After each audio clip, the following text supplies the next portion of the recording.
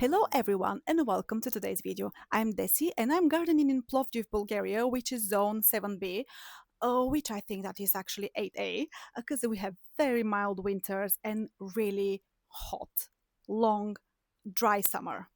I have already filmed the garden tour earlier this morning when the weather was nice, there was an overcast, and I'm happy I actually did that because I don't know if you can see or hear, but it has started to rain, and I'm here under the roof of my patio just to film the intro and the outro because I'm going to an event later.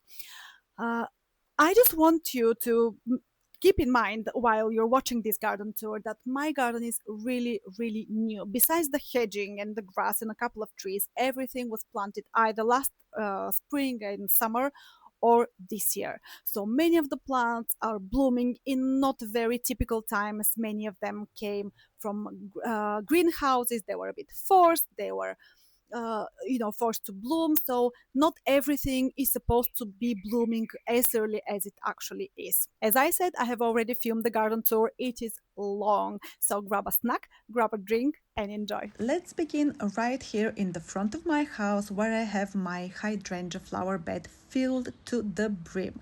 I have no idea what the variety of these hydrangeas is because they were planted by the landscapers. I just asked for some hydrangeas and they gave me some.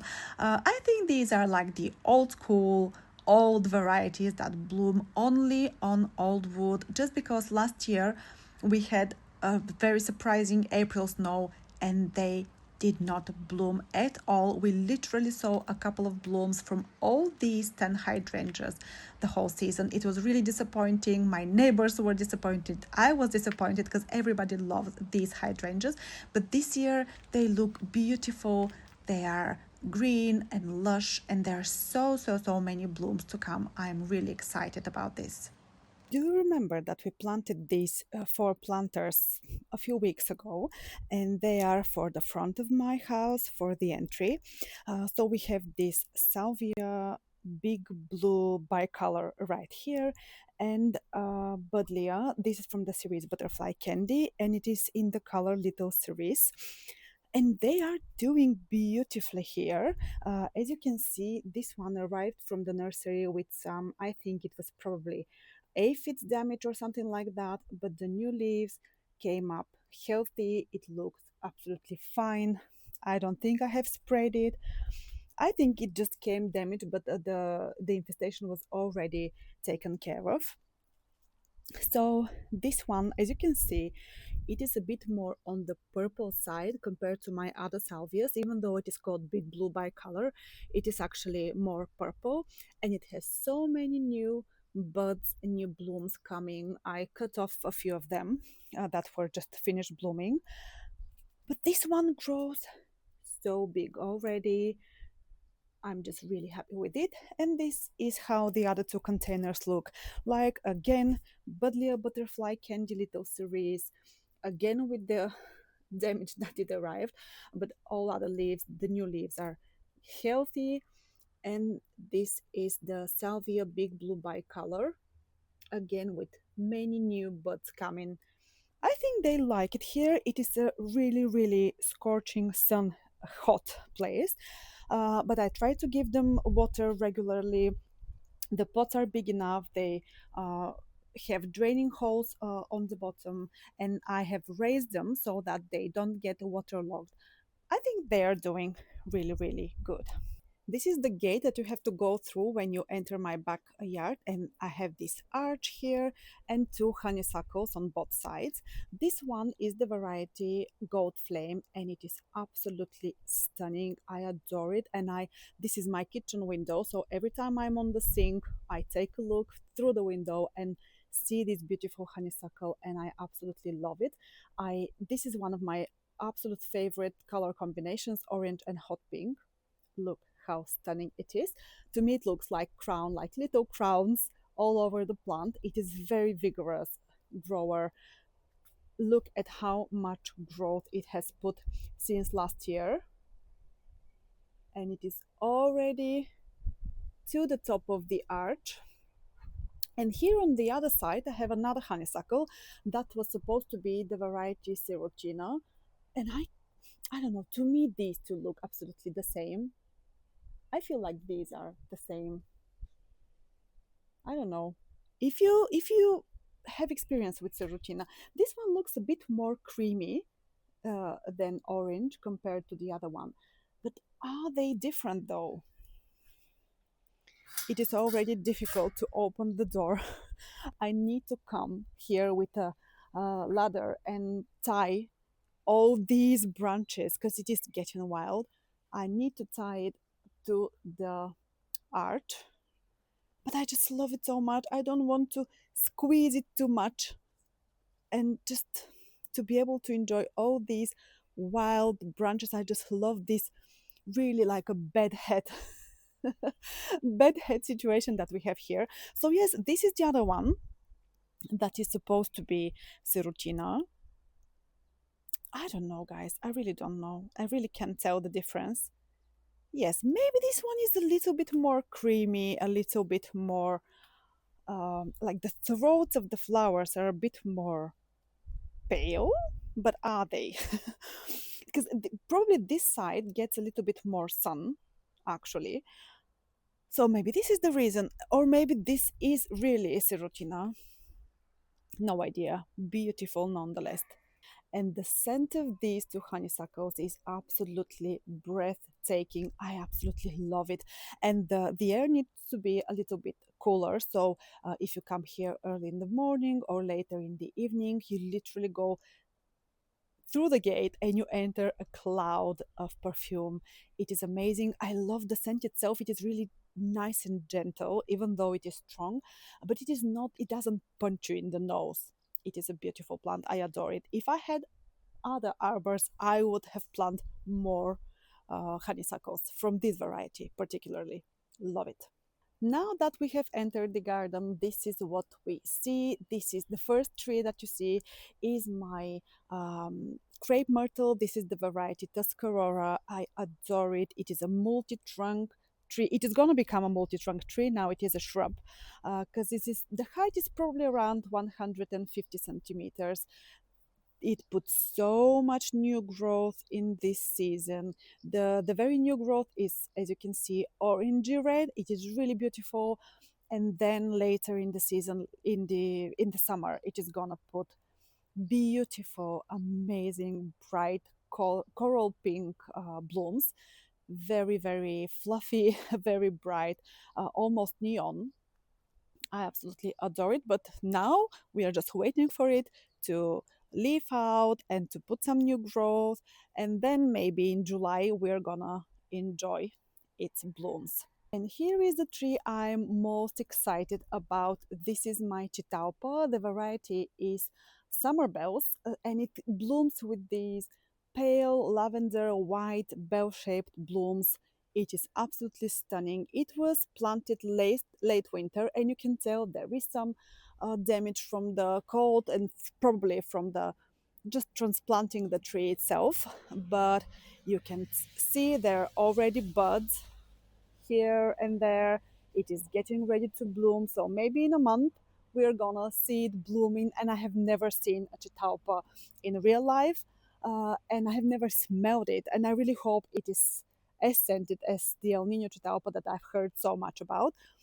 But I just love the growth habit of this one, and I just love these fluffy leaves. The foliage itself is really nice. And this one is already probably 2 meters and 20, 30 centimeters tall.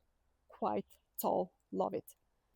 Right behind my chitaupa tree, I have my most problematic part of the garden, and this is my Rose of Sharon flower bed, which I'm going to probably completely change. First of all, let's start with the Rose of Sharon. This is the variety Blue Chiffon, and yes, the blooms are absolutely beautiful. They're light blue with a hint of purple. But first of all, I just don't love the foliage. No, no, no, no. The first thing that I really hate about this is I have a big problem with ants in my garden, and specifically in this flower bed, there are tons of them. They farm aphids constantly, so this Rose of Sharon is constantly heavily infested with aphids. I need to spray it with systemic insecticide because nothing else helps. It is just so bad. Um, So at one point, I'm like, is it worth it? Do I love this rose of Sharon enough to justify breathing in systemic insecticide constantly? And also keep in mind that this rose of Sharon is next to my two buddleias and two um, cornflowers, so echinaceas, and these are like a butterfly magnet. So I really don't want to spray systemic insecticide next to my buddleias and just poison the butterflies. This got infested with aphids just because of the ants and rose of Sharon. This got infested with aphids. Can you imagine echinacea with aphids?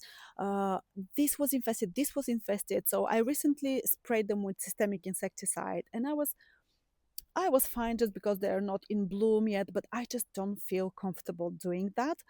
Um, and also, I'm just not in love with the rose of Sharon. Maybe because in my country, those sort of shrubs are all over the highway and on the side of every road.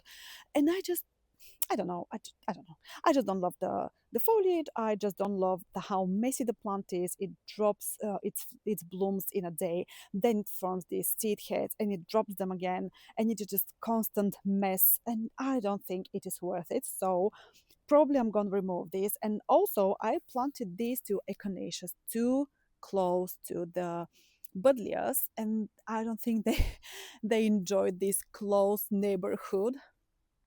So first of all, this is a buddleia from the series Butterfly Candy. This is Little Purple, and this is Little Lila. And they're beautiful. But as you can see, the Little Purple is put on some substantial growth already. These two echinaceas, one is Meditation Orange, and the other one is Supreme Cantaloupe. So these are both orange. But what I'm gonna do probably is I'm going to make this flower bed a bit bigger, remove the rose of Sharon, and plant my limelight hydrangea tree right here, even though I'm a bit hesitant to do it because we have this huge hedge behind it. And I really don't know if the tree is gonna get any light from behind. So probably it's gonna grow a little bit. I don't know. We'll see, we'll see. And then I need to move these echinaceas a little bit away from the buddleia so that they're not suffocating each other. And as you can see, they are just not thriving here. I think that the main problem is that this flower bed gets a lot of shade in the afternoon. And as you know, buddleia and echinacea, they just love full sun. But since this is like southwest, it usually the hedge just shades this area quite quickly in the afternoon. So I don't know how this is going to work. This is my olive tree and it looks beautiful. I just love it. This is the best olive tree in the world. It has gone through a lot of abuse from my side, but it is getting ready to bloom. As you can see, last year we had three olives. I will get more this year. We'll see. But it is a beautiful tree. I have shaped it in a lollipop shape, and I just really like it. Then we come to this flower bed right here. That is my hydrangea flower bed. And I have this Acer, I just forgot the name of, but I will put it on the screen for you. It is a really nice tree and it's going to form a canopy, like an umbrella kind of canopy. It grows more sideways than it grows upwards. So it's gonna be nice and wide, and it is gonna give some shade to my hydrangeas, which are doing amazingly at this point. Maybe because we have had a really cold and a wet spring, but so far they just look really nice. So this one right here is my pink bow black steel hydrangea, which means that it has black stems. So the stems from last year are, as you can see, not black, but the new stems that come each year are black, and it blooms with these huge pink blooms. Of course, the color depends on the acidity of the soil, but since my soil is mostly alkaline, they are going to bloom pink for me. Here I have my salvias that I transplanted, these two, and this one isn't doing really good. But to be honest, I am going to remove them probably. I just don't like them here. I just don't like the growth habit, like these very, very small mounds with blooms, and they all bloom in different times. I don't know why. They are supposed to be the same variety. For these two, I understand. I recently transplanted them, but I don't know why these two aren't blooming together. I don't know. I just don't like them. And I really want to grow some agastache in my garden, so probably I will get a few agastaches right here. We'll see. This hydrangea here is Little Lime Punch and it looks amazing. Look at it. Look at how full it has become and how big and how much foliage it has. I just love it. And then we see this tiny little hydrangea right here. This is little Hottie that, to be honest, this one almost died last year. So I think this is a huge achievement for her that she is alive and she's putting on some growth. I am okay with it. This is my Bobo hydrangea. And does it look like it needs some iron? And keep in mind that I have already given them some iron this season, but it looks like they will need more. Well, I will apply some chelated iron soon. This is my other black steel hydrangea. This is again with the black stems and it is going to bloom. This one is a lace cap hydrangea, which is Zorro. So it is going to bloom with these beautiful lace caps. I just love them. I have never liked them, but when I saw them in real life, I just fell in love. And because usually hydrangeas have sterile flower heads, this one is not. The lace cap hydrangeas have the sterile blooms on the outer perimeter of the flower, and then they have like a real pollinator friendly blooms in the middle, and it is so cute to see all the chubby bees climbing here. It is just really, really sweet, and I just love them. So yes, this is gonna bloom. Probably it will need a month or so. This is my pink salvia, which I'm not loving again. I mean, I like the color, it is beautiful, but it tends to split. You see? And I have already cut a few stems, and this one fell after I cut them. So it just splits and it just grows a bit leggy. It has this leggy habit, and I have noticed this last season when I planted it last summer. But I thought it is because it's new. It's not. It is just the way that it grows, and probably it is because of my sprinklers. Because as I have said many times, I don't have dripping system. I have sprinklers, and all of my plants get overhead watering only. So not all of them enjoy it. Now I noticed I have this big weed right here. Let's remove that. Now let's pay attention to my oleander tree that I am a bit concerned of. Look, it looks really nice. It has so many buds and it is getting ready to bloom. And in a month, we're gonna have stunning oleander blooms. But I see some damage. Maybe I will be able to show you right here. Please focus, yes.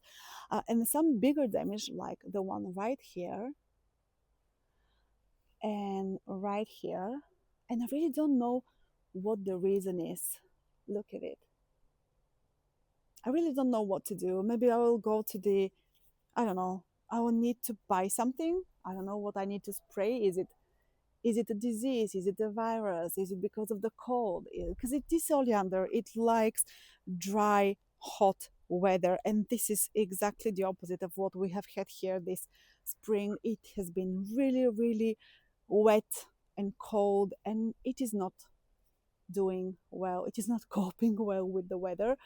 I sprayed some fungicide because I think there is some sort of fungus. I don't know. I really can't tell, but it seems like oleanders overall are a bit too sensitive for my liking. I really don't know if I'm gonna keep this one here or I'm gonna switch it to a crepe myrtle, for example. I just don't like plants that want me to baby them constantly. That's it. Now let's take a look to my sensation magnolia tree that I planted recently. It is doing just fabulous. Look at it. How many beautiful, big, healthy leaves. It continued blooming after I planted it. Literally a few days ago, it still had some blooms left. So that was amazing. It is a bit messy, of course. It is a magnolia tree, so we all know how the magnolias are. They bloom, then they drop the petals, then they drop this little. Let me see if I can show you one.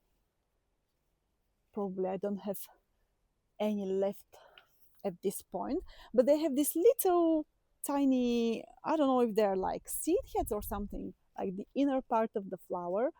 So, yes, they are a bit messy, but this all comes with the territory. The magnolia itself is really, really beautiful, and I enjoy it very much.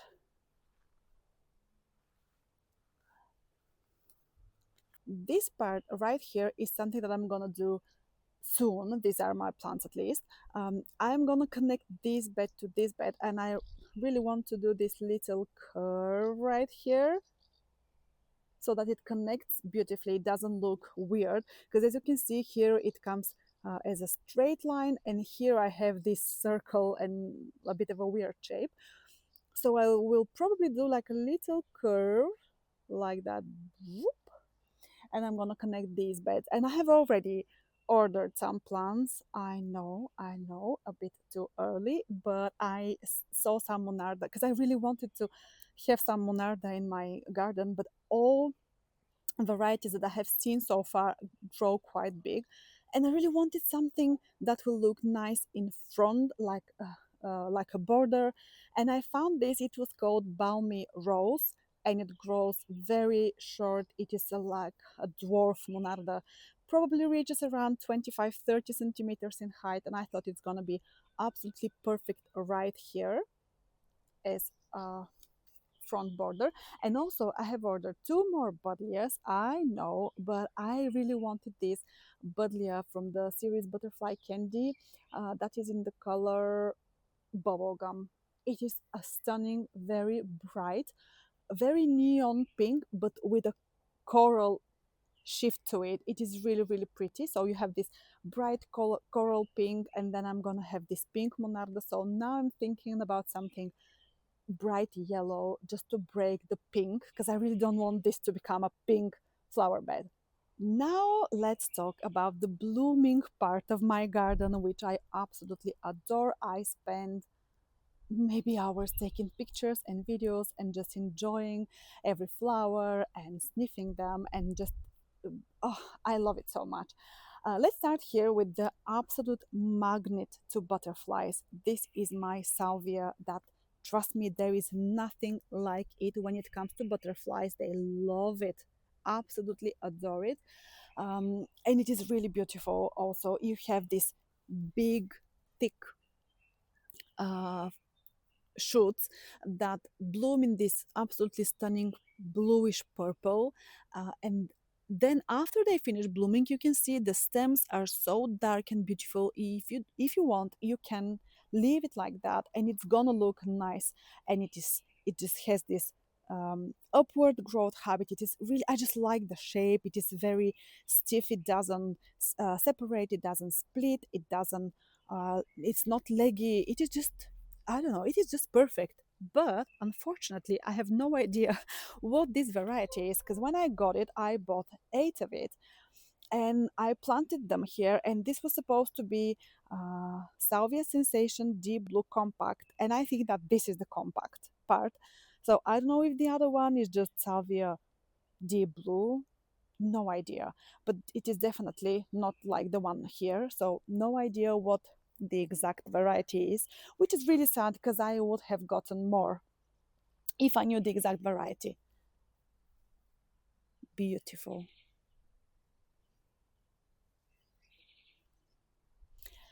Then we continue. Oh, let me show you this little hidden gem here. This is my crepe myrtle pink velour. Absolutely amazing plant. And if I have the chance to get another one, maybe a bit bigger and multi-trunk, I would get another one. It is absolutely beautiful. It glows in the garden. It is neon. It is so bright. It is like unreal, just unreal, especially right here in front of the hedging. It looks absolutely stunning. And very soon, I'm gonna give it more space because I'm gonna cut down the salvia.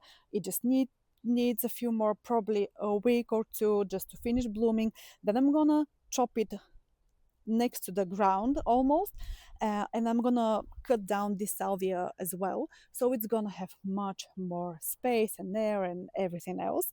Now talking about this salvia, this is Caradonna, one of my most favorite varieties of salvia. This one started to split a little bit, but as I said, it is probably because of the overhead watering, and I just haven't checked if there is a sprinkler that sprays directly into it. This is probably one of the reasons that it splits, because it usually doesn't. It is really, really, it has a really nice upright growth habit. Absolutely stunning, and it looks so beautiful with roses. This is my favorite rose companion. Absolutely beautiful. I have another echinacea here, which I have no idea what the variety is. I just don't remember. But when it starts blooming, I will remember because I know what variety I bought. I just don't remember where I put them. So when it starts blooming, we're gonna see what variety it is. Even though I think that it was a little bit mistaken from the nursery and it didn't arrive. The variety that I received was not the one that I have ordered, but we'll see. This is my passion pink, dark pink jasmine. Was it? Yeah, passion pink, dark pink jasmine, which I recently planted. It has such a strong fragrance, and let me tell you, it is not necessarily a pleasant one, especially from far. I mean, if you are next to the plant, if you sniff the blooms themselves, it is a really beautiful, sweet scent. But from far, I don't know, it is a bit unpleasant. I mean, at moments you're like, oh, what is that smell? Then you realize it's jasmine, then you can smell the jasmine in it. But I'm not really convinced. I'm happy that I put it right here. It's not exactly next to my patio. But we'll see how it is going to grow and if it's gonna like it here. Maybe it is a bit too wet for it. Maybe it is a bit too cold. I don't know. We'll see. We'll see. Now that we are here, let's see the back of my flower bed, which is delphiniums. These are, oh, look at this one. I need to stake these. I definitely need to do it, and it should be rather sooner than later. Look at this one. It is already flopping. This is the variety uh, blue. Oh my God, this is so beautiful. This is Bluebird from the series Pacific Giants, and it is going to grow really, really tall. So I need to do the staking sooner. It has a white inner side, and it is a stunning blue. Look at this. But as you can see, it flops and it flops badly. It flops badly, even though it is not as tall. It is already flopping. So I need to come here and stake these. This is already almost blooming. This one doesn't show any signs of blooming. I don't know what is the reason. I really hope it gets to it. Two more delphiniums here on the front, and this is gonna be probably my favorite variety. Just look at how sturdy, look at how upright and how nice these look. These are from the series Magic Fountains. This is Magic Fountains, and it is white with dark bee, and I have another that is sky blue. These are just so nice. They're not gonna grow as tall as the Pacific Giants. They're gonna stay maybe this height or a little bit higher, around 80, maybe 100 centimeters, maybe not. But they don't flop. This is, at least this is what I've heard on the internet, and it seems like it is true. And look at this one. Isn't that weird? Why is it blooming down there? So weird. But anyway, I just like these very, very much. And now let's talk about this naughty girl right here. This is my Penelope Lively, one of the most unruly roses in my garden. It is absolutely beautiful, and it is almost thornless. As you can see, this is the flower. It is beautiful, and as you can see, I didn't notice this last year, but this year I have noticed that it has this coral hue in the center, and it comes with the with time. So it starts with these little, like almost red buds, dark pink, almost red buds, and then it opens up in this beautiful bright pink bloom. Then the bloom starts to fade, so it gets light pink, and now I just noticed that it has this coral hue in the middle. But this one, the scent is really, really nice, very strong, very sharp. So if you're into more citrus like scents, you're gonna love it. I love it. But it is absolutely unruly. Look at it. It did this last year, so it doesn't just flop. The whole branches grow sideways. I don't know why. Uh, but here we have, look, now we have this one here that is, this cane is upward. But last year I thought it is because it was newly planted. This year I transplanted it, so I gave it a little bit of stress again. But I have heard that after the third year it is gonna start growing normally. So now I will just have to be patient because it is worth it. It is absolutely beautiful and it is worth it. We'll see. Oh, I feel the scent. Oh, I wish you could as well. Now that we're here, let's see the Austromeria, how it is doing. I just love the idea of coming here and getting a few stems from just pulling a few stems from the Austromeria and putting them in a vase, and they stay fresh for weeks. It is absolutely amazing, and I just love the colors of this. It is just like orchid. Love it. It is floppy. You already know I put some support to it, but we'll see how this goes. I try to pull the stems like regularly, but look, here they have already formed some seed heads, so I need to come and pull this stem so that it doesn't waste the plant's energy. My clematis here, which is the variety HF Young. It has already done blooming when I planted it, so nothing to be expected, nothing spectacular. I just hope it grows here. It is a little bit in the shade, even though it is a very bright shade, but the hedge here usually shades it almost all day long. So we'll see how it's gonna like it or not. It has put some growth. It wasn't as tall when I planted it, so this is giving me hope. And the other Alstroemeria that I have here, the one that is much more floppy, but I think it was not the plant's fault. I think it was the way they were grown. They were in a tiny pot. There were so many stems that they have deformed. Look at this one. This is a new growth, and it is actually outside my support that I gave it, and it looks much better compared to the ones that arrived, because they were deformed. You could definitely tell that they were crowded, just crowded in the pot. So we'll see how this goes. And now let me go again to the front. I showed you my salvias here, my crepe myrtle, and now we have this little tiny echinacea hidden right here. And yes, it does not receive enough light, but when I cut the salvia here, it is gonna be exactly the time where it's gonna start preparing its bloom, so probably it will get plenty of sunlight and it's gonna be much happier. And here is my earth angel from Cordes. This is from the Perfumer series, and it is this year. This one just blew my head off. Look at how much growth, and look at how many buds. Look at all these buds. Look how many buds are just on one cane right here. Absolutely amazing. Look at it.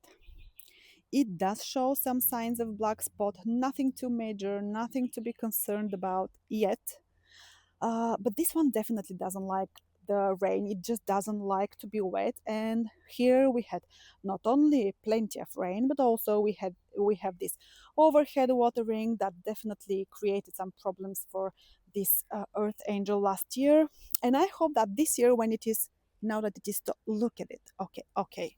Tell me this is not the perfect bloom. Look, let me show you. Isn't that absolutely perfect? Perfection.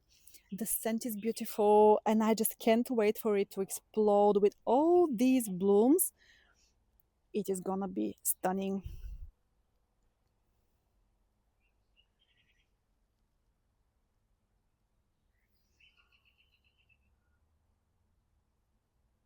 We'll see how it's gonna like the bright, bright, bright sun again.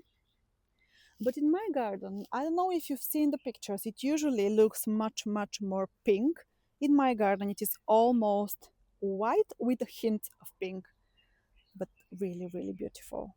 If there is an award for the most beautiful foliage of a rose in the world, I think this belongs to this one here. It is, isn't that perfect? Look at it. It is very, very extremely shiny, dark green. The new growth is beautiful red. This is Spicy Perfume by Cordes. It is an amazing, amazing rose, especially in terms of foliage. I'm not really keen on the blooms, but maybe it was because last year it was her first year in my garden. I'm just waiting for them to really shine this season. But the foliage, look at it. And I just love the growth habit. It is very upright. It is very tidy. It is just perfection. It doesn't have, let me see how many thorns that it has. It almost has no thorns. Look at this. Isn't that amazing? Extremely healthy. This is probably the only rose in my garden at the moment that has absolutely no signs of black spot or any other fungal problem. This is actually a hybrid tea, probably the only hybrid tea rose that I have in my garden, and it has this really fat, juicy buds. I love them. They look like peony buds. This one right here is gonna be a showstopper. Even now that it has only two buds, you can tell that it looks so nice because I definitely overdid blues and purples right here in my garden. This is Poet's Wife by David Austin, and it was planted this spring. It is a standard tree rose. It is gonna be amazing. It is supposed to have like the strongest scent, the most beautiful scent again. The foliage looks very healthy, even though it is matte. It is not shiny as the one of Spicy Perfumer. But as I said, this one wins the prize for me. But I just can't wait to smell this one. Just can't wait. Here in front of the rose, we have one Buddleia. This is the variety Little Ruby, maybe, or Little Red, but from the series Little Rock Stars. This is the most compact Buddleia series. Um, and this one was moved this spring, and I think it suffered. Even last year, it suffered a bit because I put it a little bit on the back of the border where it is more shady and more moist, and it didn't like it. And I have hidden here a few Verbena bonariensis, some I think this was supposed to be Lollipop, but it looks like it is not. It's a bit too tall for Lollipop. And this one is Bonnie Blue. It is already starting to bloom. Another newly planted rose here is Bliss Perfumer by Cordes, again from the Perfumer series. And I had no idea how much I'm gonna like this one, and I love it. It blooms with this uh, the flower starts from white and goes to a beautiful peachy pink in the center. Even now that this bloom has faded, it looks stunning, and it is really fluffy, and it is very, I just love it. It is very big also, even though the plant itself is not supposed to grow very big. It is probably going to be around 80 centimeters tall, and it has already put so many buds. I actually that headed to blooms already, but I'm really excited about this one. Another unknown echinacea, another salvia, right here from the variety Caradonna, and here is my Asiatic jasmine, which I'm so excited about. And if you like the scent of jasmine, but you don't love the scent of that jasmine right there, which is really pungent. You have to get Asiatic jasmine.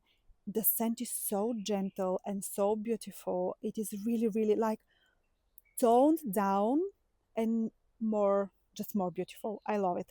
And here I have my bird feeder, and I haven't seen a single bird eating from it ever since I put it right here. But I'm really hopeful because this jasmine is going to grow and is going to create this little nice like privacy moment right here. So I just hope that birds are gonna like it and they're gonna come when it has more privacy, because they're very, easily frightened. This is how this looks. It has already put so much new growth, and it is very shiny and very bright, and I really like it. Right here next to my bird feeder, I have my ornamental red leaf plum, and it is a beautiful tree. It was planted last year. It is a standard tree, but on a higher, uh, higher graft. Sorry, and I don't think it has the strength to hold this big canopy yet. So it is gonna stay tied up, even though it is a bit ugly. But it's gonna stay like that just to give it more time to to get stronger and to be able to hold this big canopy right here.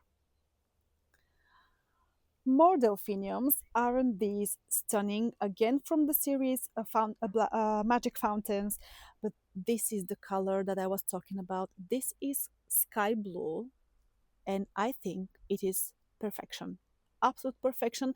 And I think I'm gonna plant a few of these next to the monarda that I'm gonna plant, because it is hot pink. The monarda is hot pink, and this is gonna look absolutely stunning with it, and with the buddleia, what was the color, bubblegum, that I'm gonna plant there.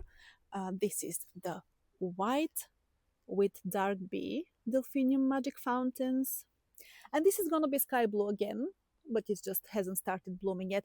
And many of the plants right here, I mean, in my garden, were planted this year, and they come from greenhouses, so it is not very reliable to judge the blooming time compared to other plants that are grown in the wild, I mean, in the nature. So maybe this year everything starts blooming a bit earlier. Next year we're gonna tell how these are going to bloom actually, like in reality. Here I have my two panicle phlox, Zenobia. The Zenobia was the name. Sorry about, I just blacked out. I have them here, and since they're a new variety, they're not as susceptible to white powdery mildew as other varieties, and I hope they really don't get the powdery mildew. This is my allium millennium that I recently planted, and I wanted to plant two more right here, but they just didn't have. They had one, and I ordered it, so I will probably try. I don't know if I will succeed to put it right here, but it is very close to the root ball of my ornamental red leaf plum, so I don't know if I'm gonna be able to do it, but we'll try. More pink salvia that splits, as you can see. I'm just gonna get rid of it. I just don't know what to put on its place. I just haven't decided yet. But when I do, I will get rid of it. And now another naughty but really beautiful rose. Royal Dow by David Austin. Absolute stunner. I just love the cup shaped bloom. The scent is really nice, mild, fruity, amazing. And when the blooms get older, they get this nice creamy color from the outside, and they're so fluffy inside. But this one was planted last year, and it has the same problem as my Penelope Lively. It just grows sideways. Besides these two shoots, look, these three actually, it has three canes right here that are really behaving. But these here are really, they just spread, they smashed my nepeta, they smashed my salvia. Yesterday I just put these two supports right here and try to tie these branches somehow just to lift it from the garden, because the blooms were getting dirty from the compost, and they were smashing my nepeta, and I just the second that it finishes blooming from its first flush of blooms, I'm going to like cut it really really hard, even though I'm gonna lose some blooms from for the season. But I just, this is a spent flower. I need to deadhead it, but I just want to show you how it looks. Still beautiful, and I just love the scent of it. But yes, I really hope that next year. Also, I forgot to tell you, and it is about my Penelope Lively as well, that this spring I didn't hard prune them just because they were newly planted, and I have heard that you are not supposed to cut. To prune the roses first year, so I did not, and maybe this is the problem that they actually faced. Next year, next spring, I'm gonna hard prune these and give them a chance just to grow these nice, sturdy, upright canes. Next to my roll down, I have my other. Sorry, I forgot to talk about my other variety of Nepeta, which is Persian blue. I showed it, but I didn't tell you about it. This is Persian blue, and it is fabulous. I love it. It has this beautiful mountain growing habit. It is a prolific bloomer, really, really stunning. And as you can see, it is an early bloomer. The reason that I moved it, it was in the other flower bed, is because it is a bit too big and I wanted something more compact. That's why I planted the cat's pajamas. But this is amazing. I love it. So back to this flower bed. As you can see, the border here is cat's pajamas nepeta, which is much more compact, much more small. So it looks really nice here on the front of the border. And I have more Salvia caradona, which, as I said, I just love how it looks with roses. As you can see, look, isn't it absolutely perfect to have roses with Salvia caradona? They're just meant for each other.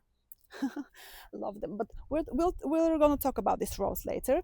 Let's see what we have here behind the roll down. We have this newly planted flower that I already forgot the name of, but I'm going to pop it on the screen for you. It is so nice and gentle, but I think this has to be planted in mass just to have impact. And also, I thought it's gonna be like taller. It is a bit short, but it is really really nice. We'll see how it's gonna grow. For now, it only has one single stem. I don't know if it is what it's supposed to be or if it's gonna grow more, but I don't think it has enough of an impact right here where I put it. This echinacea and this one are already getting ready to bloom. I don't know what's with these two, but they are very, very ahead compared to other echinaceas that I have in my garden. And here, if someone had told me like a year ago that one of my most favorite plants in the garden is gonna be a Shasta daisy, I would have laughed. But look at this amazing plant. And when it starts blooming, this is Madonna variety. And I really want to emphasize this. This is Madonna Shasta Daisy. And when it starts blooming, it is going to bloom until late autumn. And it has so many flower but look at it, so many flower buds, and it's going to produce more and more and more and more, and you can use it for cut flowers, you can use it for pressed dried flowers. It is absolutely stunning. I love it. It is gonna be almost white, and you're not gonna see the foliage of this one when it starts blooming. And I'm just not so impressed by the other variety that I have, and I'm gonna talk about it in a minute. But I just wanted to give this one a shout out. It is gonna be stunning. Here I have more echinacea. I I'm not sure what exactly are these two. We'll see when they start blooming. More Verbena bonariensis, Bonnie Blue. This is foxglove that I recently planted. This is Arctic fox rose, but we're gonna see how it looks when it starts blooming.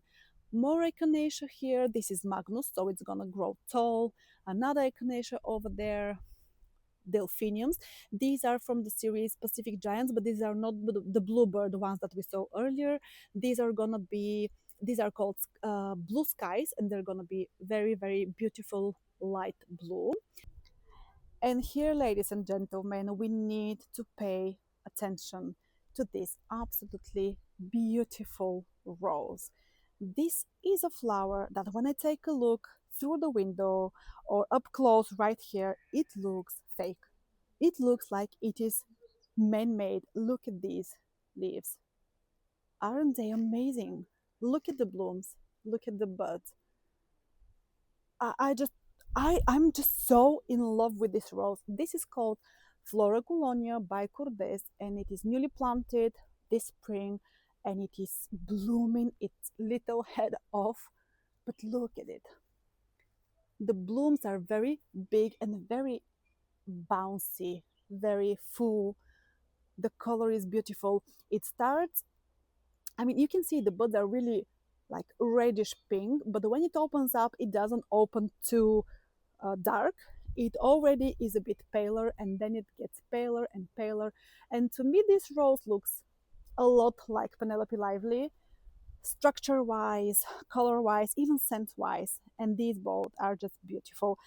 And the foliage and the I'm in love. I'm just in love with this one. Look how amazing it is. And I love falling petals. I know some people don't like when roses drop their petals, but to me it is just like confetti. I just love it so much. It is like in a fairy tale. How lovely it is.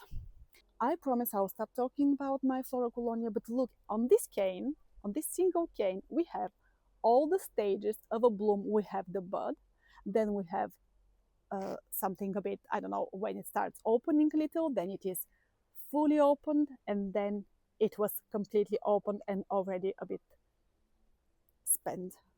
How is this real? But let's continue with one of my oldest roses. This was planted 2024. This is its third year, and this is Sceptered Isle by Cordes. I just love this one. It is, to me, this is one of the most beautiful roses because it has this really nice shaped cupped bloom, and it has this bright yellow center, and this just speaks to me. I love it so much. It is a floribunda. It look at how many buds it already has. The problem with this one is that it throws these really, really tall canes. As you can see, look at this cane right here. It always gets tangled with my other rose right here. But this is a standard tree rose, and this is my scepter dial. Look, it is actually higher than my standard rose. And when it finishes blooming its first, when it finishes its first flush of blooms, I'm gonna cut it back like seriously short.